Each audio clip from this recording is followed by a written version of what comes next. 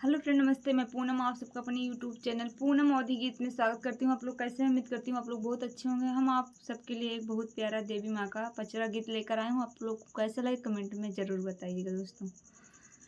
कि बारह है बरी से मैया कमरू के देसवा हो, कमरू ऐलो गवाना हो, कमर के लो गवाना दरसनवा नाही पावई हो, कमर के लो गवाना।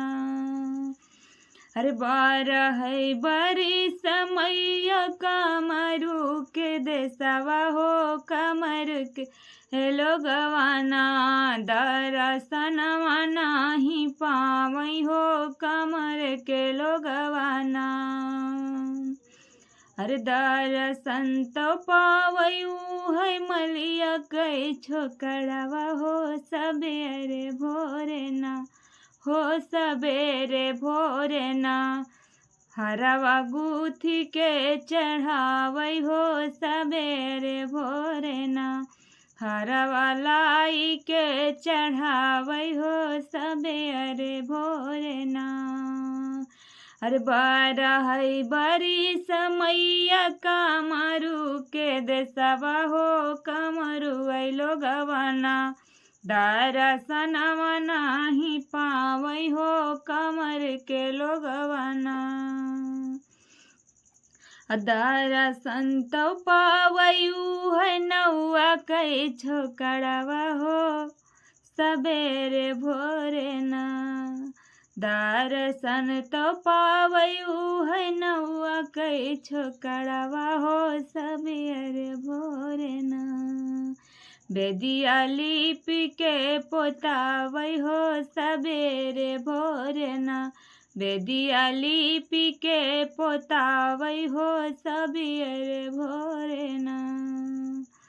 हर दरसन तो पावयू है बभना कई छोकड़वा हो, सबेरे भोरे ना।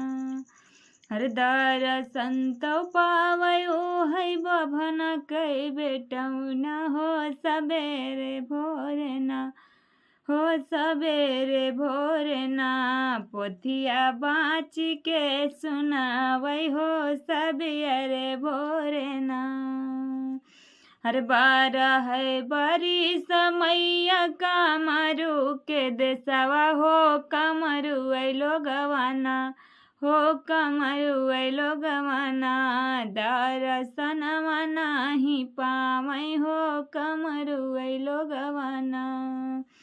हर दरसन तो पावयू है, हर दरसन तो पावयू है बढ़ई कई बेटौना हो, सबेरे भोरे ना हो, सबेरे भोरे ना पलना साज के चढ़ावई हो, सबेरे भोरे ना पलना साज के चढ़ावई हो, सबेरे भोरे ना दरसन तो पावयू है कहरा कई बेटौना हो, सबेरे भोरे ना हो, सबेरे भोरे ना कलशा लाई के चढ़ावई हो, सबेरे भोरे ना कलशा लाई के चढ़ावई हो, सबेरे भोरे ना।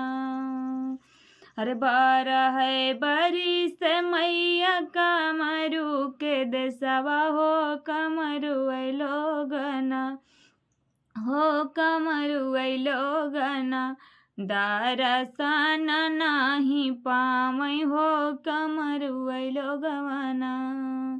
अरे दरसन तो पावयू है भगता कई बेटौना हो, सबेरे भोरे ना हो, सबेरे भोरे ना पचरा गाई के सुनावई हो, सबेरे भोरे ना पचरा गाई के सुनावई हो, सबेरे भोरे ना।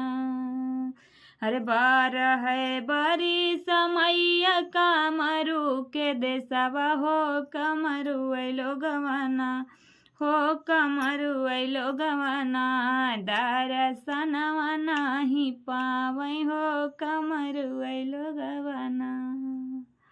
कैसन लाग पचरा गीत हमारा आप सबका कमेंट में ज़रूर बताओ जी। बहुत गर्मी है, आप सब सपोर्ट करत जाइए। Bye by.